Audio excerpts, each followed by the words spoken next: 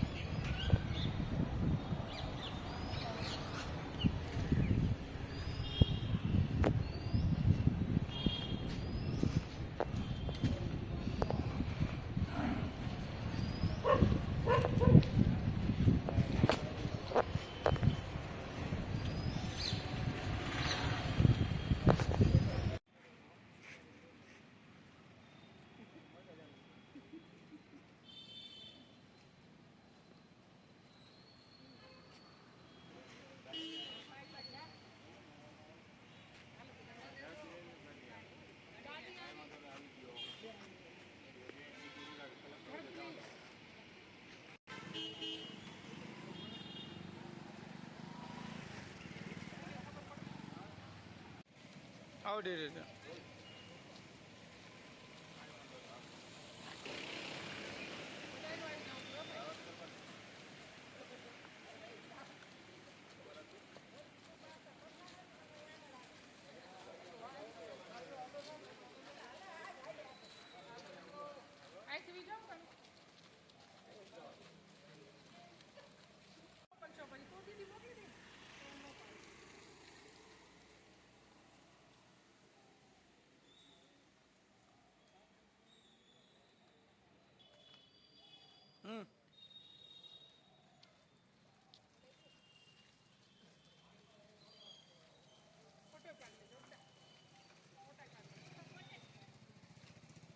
કાઢો હું આપી દે બધા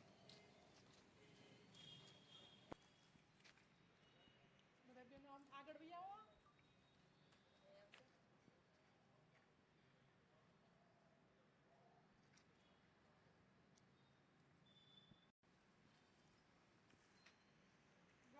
ગોકુલનગર ના હો ગોકુલનગર ખામરોડ રોડ કરના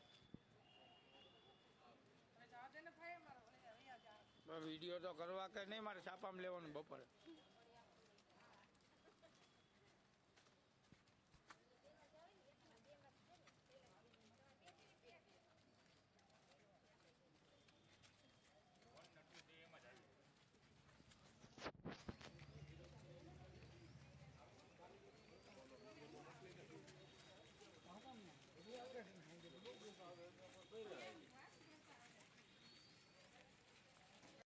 એક આવી જાવ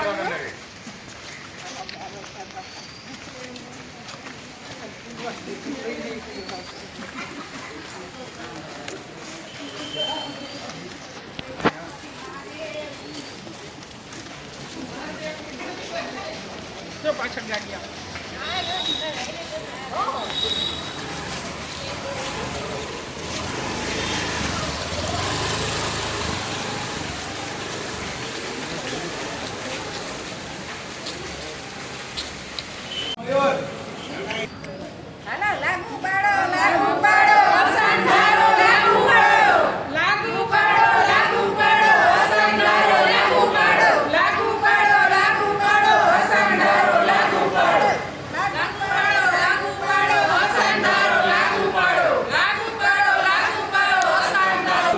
અસંધારો લાગુ પાડો, લાગુ પાડો, લાગુ પાડો, અસંધારો લાગુ પાડો, લાગુ કરો, લાગુ પાડો, લાગુ પાડો, અસાન ધારો લાગુ લાગુ કરો લાગુ કરો અસાન ધારો લાગુ કરો લાગુ કરો અસાન ધારો આ તો આવેદન છે ઓલા બીજા આવેદન નીચે નથી ઉપર જ લઈ આવવું જોઈએ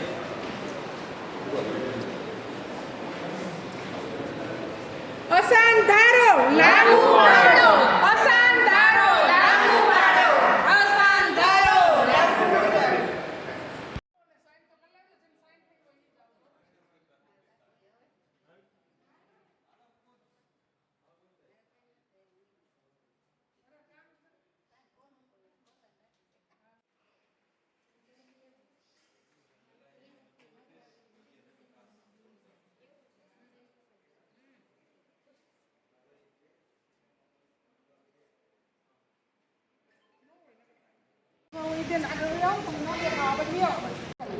આવેદન આપતા હોય એવો ફોટો પડ્યો એ આપો કોની પાસે ઈ ભાઈ પાસે ને તમારી પાસે કોઈ હા છે આ બે દીકરી પાસે છે આપજો ને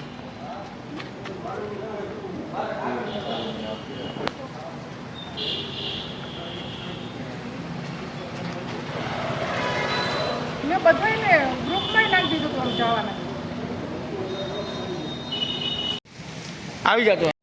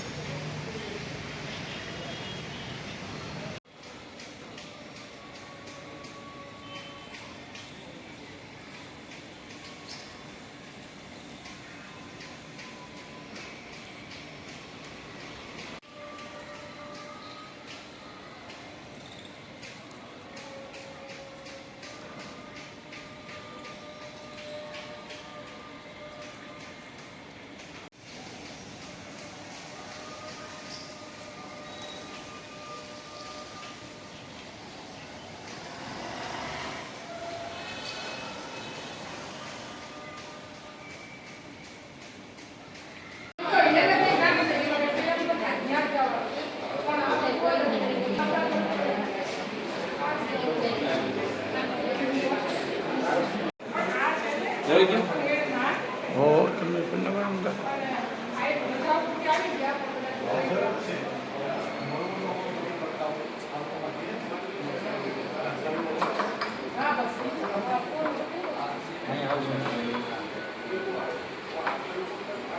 એક જ હા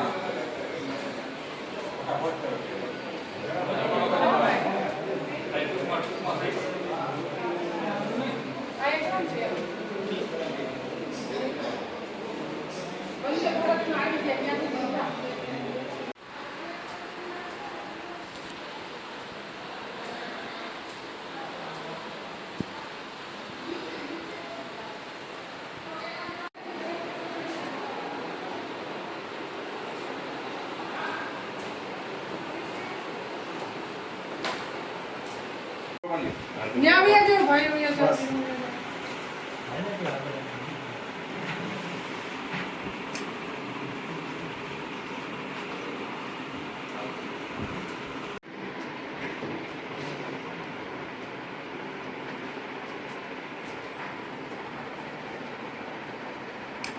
બળે તો ચાલુ રાખજો